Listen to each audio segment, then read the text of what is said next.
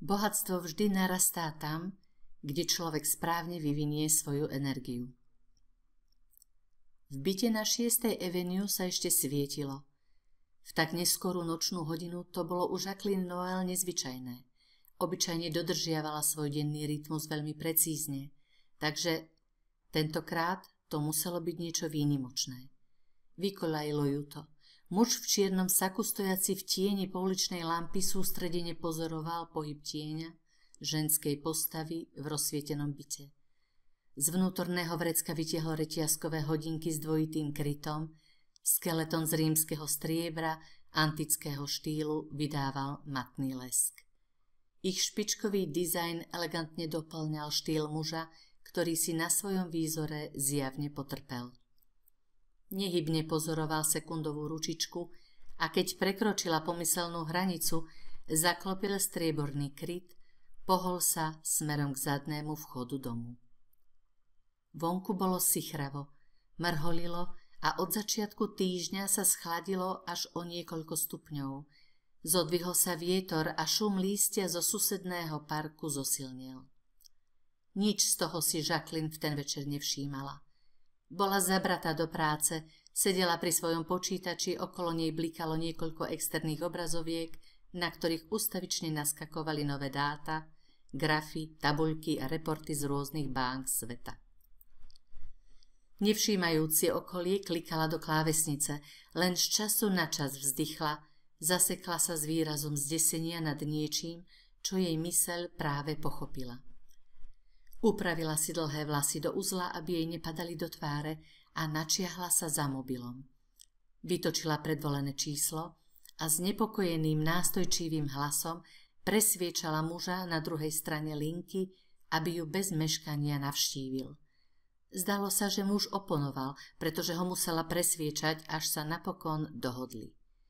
Uistila ho, že upovedomí vrátnika, aby ho i v tak neskorú hodinu k nej pustil. Stačí, ak sa mu ohlási pod svojím menom. V zápäti tak urobila a vrátnik na recepcii zaevidoval do svojich záznamov očakávanú návštevu do bytu na 3. poschodí. Jacqueline sa znova zahlbila do výpočtov a stratila pojem o čase. Nemohla začuť tichý šramot pri dverách, odomknutie zámku rukou profesionála, nečujné kroky postavy blížiacej sa z tmavej predsiene do pracovne. Práve zálohovala posledné dáta, sken dokončil akciu a program čakal na posledné enter. Zacítila len prudké šklbnutie dozadu. Krk jej zvieralo ostré cínové lánko, zarezávajúce sa do hrtanu. Pokúšala sa brániť a bezmocne sebou šklbla. Dlhými nechtami si škriabala hrdlo tým, ako sa snažila podchytiť smrtiacu slučku. V očiach sa jej zahmlilo, pľúca zovreté v smrtiacom krči, rozpálené nedostatkom vzduchu. Smrť prišla milosrdne rýchlo. Vždy sa jej bála a teraz sa jej zdalo, že to ukrutne bolí. Posledné, čo si uvedomila, bola jemná vôňa pánskej Kolínskej a blikajúci monitor obrazovky, na ktorom si program stále vyžadoval poslednú konfirmáciu. Muž jej nehybné telo cynicky prehľadal.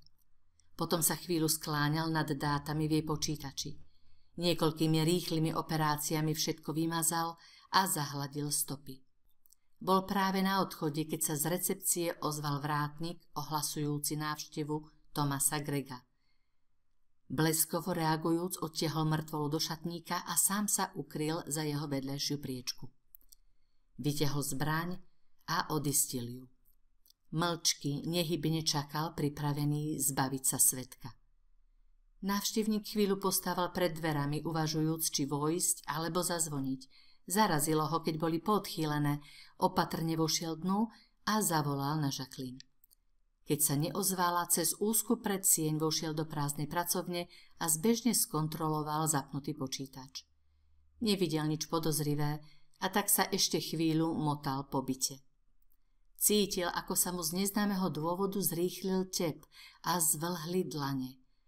2 razy prešiel okolo šatníka, nič netušiac o ukrytom strelcovi s namierenou zbraňou. Potom sa ale náhlivo otočil a vyšiel z bytu. Zdá sa, že sa chvíľu zdržal na recepcii a prehodil pár slov s vrátnikou. Keď opúšťal dom a prechádzal cez ulicu k autu, nemohol vedieť, že len o vlások unikol smrti. Z okna na 3. poschodí sa naň zo tmy dívali chladné oči zabijaka, ktorý len z nevôľou zajestil svoju zbraň a zastokol do púzdra.